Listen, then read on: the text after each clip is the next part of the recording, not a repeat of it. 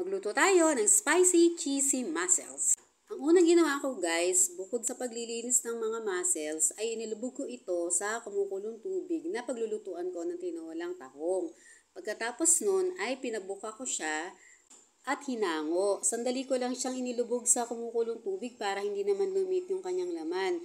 Pagkatapos nun ay sa mainit na kawali ay nilagay ko yung kalahating shell. Siyempre yung may laman.